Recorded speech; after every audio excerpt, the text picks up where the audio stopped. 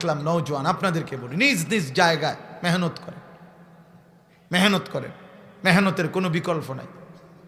আল্লামা নূর হুসাইন কাসেমি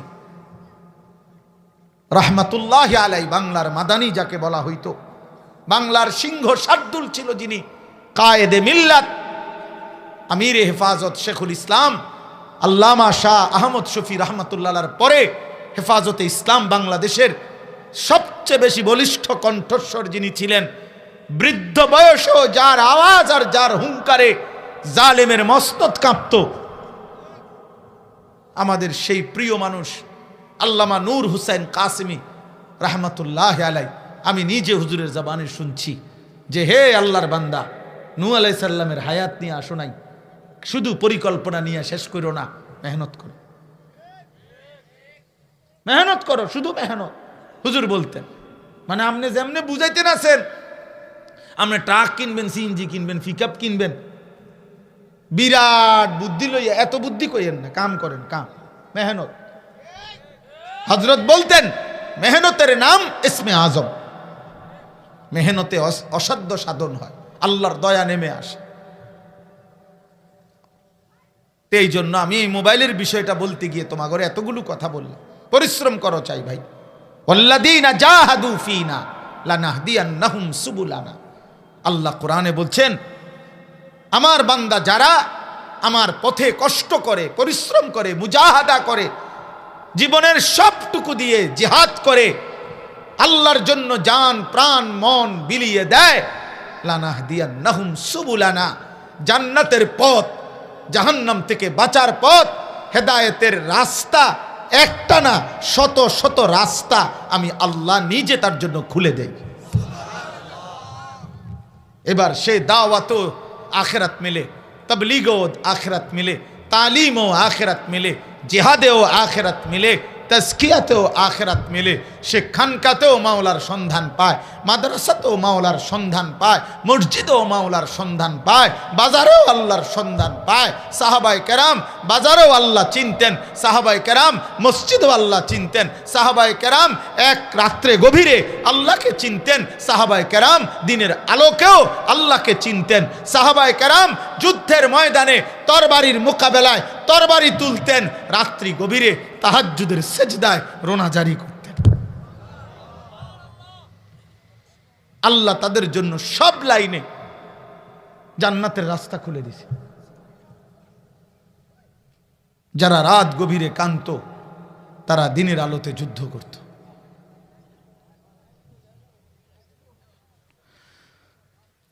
আজকে মুসলমানের কিশোর, মুসলমানের নওজোয়ান না পৃথিবী গড়লা না আখিরাত গড়লা। আফসোস বাবা, আফসোস, আফসোস বেটা।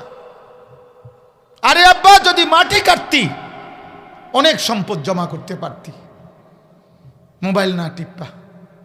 এই চুলের ফ্যাশন আর নারীর লোভ, উলঙ্গ ছবি আর অস্থির দৃশ্য, এর পিছনে শেষ না করে মাটি কাটলে, বুট বেচলে, বাদাম বেচলে, মুড়ি ভাজলে, খোদার কসম আর্থিক অনেক উন্নতি হইত।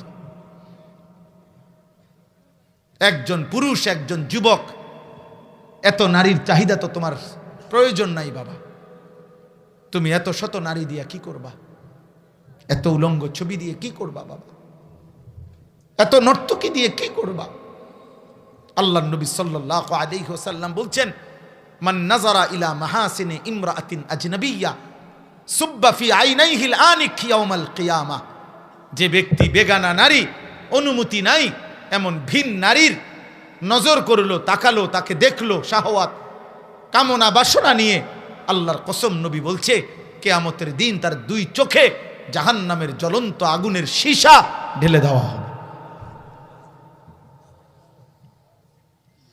আমাদের খতিবে আজম মুনাজেরে জামান আল্লামা নুরুল ইসলাম অলিপুরি দামাত বারাকাতুহুমুল আলিয়া, তিনি বলেন যে হে আল্লাহর বান্দা, গুনার মজা হিসাব কইরো, গুনার মজা কতক্ষণ আর গুনার সাজা কতক্ষণ। রাস্তার নারী, মোবাইলের নারী দেখছো কতক্ষণ, মজা নিছো কতক্ষণ, আর আখিরাতে জাহান্নামের সাজা পাইবা কতক্ষণ। ইমাম শাফি রাহমাতুল্লাহ আলাইহি বলছেন, আজ জিনা কারজুন। একটা যুবক শুনো, একজন শুনো, তুমি বদলাও। ইমাম শাফি রহমতুল্লাহি আলাই বলছে, নারীর সাথে কোনো হারাম সম্পর্ক জিনা, কোন নারীর সাথে হারাম যেই কোনো সম্পর্ককেই জিনা বলে। চোখ দিয়ে হলে চোখের জিনা, হাত দিয়ে ছুঁইলে হাতের জিনা, অন্তর দিয়ে কল্পনা করলে অন্তরের জিনা, কান দিয়ে ওই নারীর হারাম প্রেমের কথা শুনলে কানের জিনা, পাও দিয়ে ওই নারীর সাথে এগিয়ে গেলে পায়ের জিনা, লজ্জাস্থান দিয়ে অপকর্ম করলে লজ্জাস্থানের জিনা, সবটাই জিনা। বিবাহ বহির্ভূত নারীর সাথে যেই কোনো আচরণ হারাম আচরণ, এটা জিনা, জিনা, ব্যভিচার, ব্যভিচার। আর আল্লাহর কসম, ইমাম শাফি বলেন, জিনা হচ্ছে, ব্যভিচার হচ্ছে নারীর সাথে হারাম সম্পর্ক। কারজুন, ঋণ, ঋণ, এটা তুমি হাওলাত নিলা, ঋণ নিলা। তিনি বলছেন, হে আল্লাহর বান্দা, হে যুবক, যদি তুমি তওবা না করো, আল্লাহ যদি মাফ না করে, তিনি বলছেন কসম, তোমার পরিবারের কাউকে দিয়ে তুমি সেটা শোধ দিতে হবে। তোর বিবি শোধ দিবে, তোর মেয়ে শোধ দিবে, এটা তোর বোন শোধ দিবে। ঋণ শোধ করবে, ঋণ, তোমার পাপের ঋণ। ওই যে ওরা হাসে, ওই যে প্রতিবন্ধীরা হাসে, ওই যে দেখে, হ্যাঁ, ওনাদের কাছে ভাল লাগতেছে।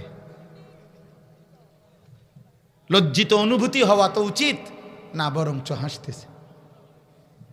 হ্যাঁ, আফসোসের বিষয়, লজ্জার বিষয় বেটা, লজ্জিত হওয়া উচিত। এই জন্য আমি বললাম, কোনোভাবে হায়াতকে নষ্ট না করা।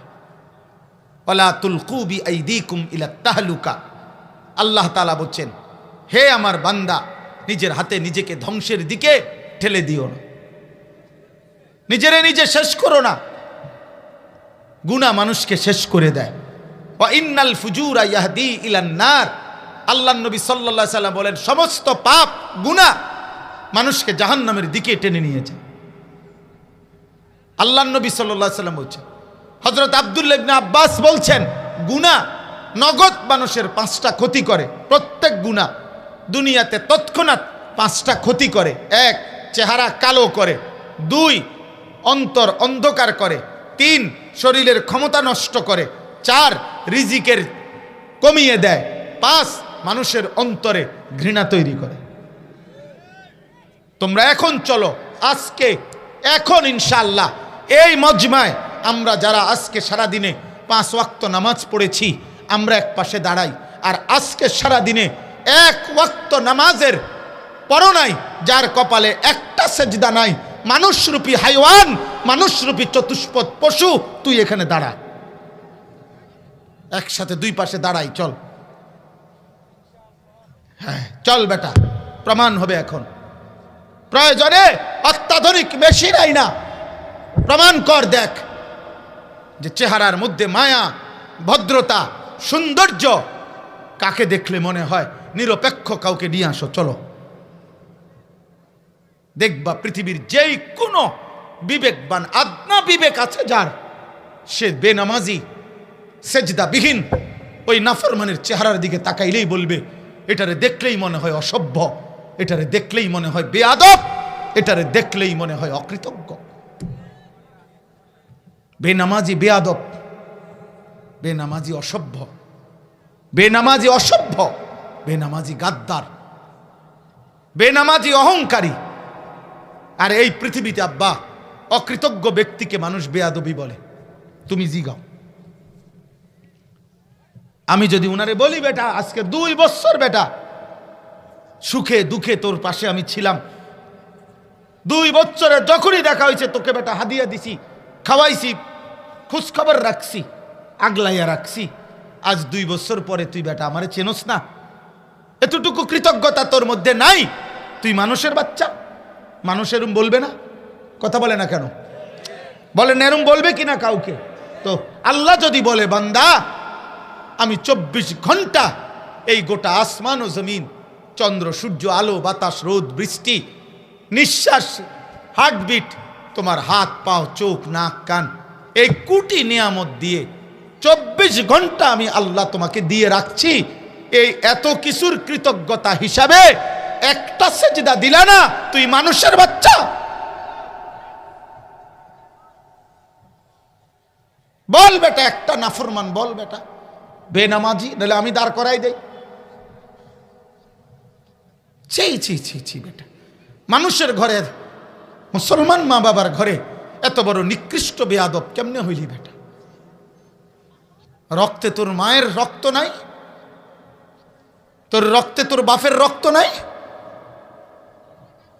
বলো মিয়া বেনামাজি, তুমি তো তোমার বাপকে অপমান করলা, মাকে অপমান করলা, আল্লাহকে অপমান করলা, আমার নবীর 23 বছরের মেহনতকে অপমান করলা।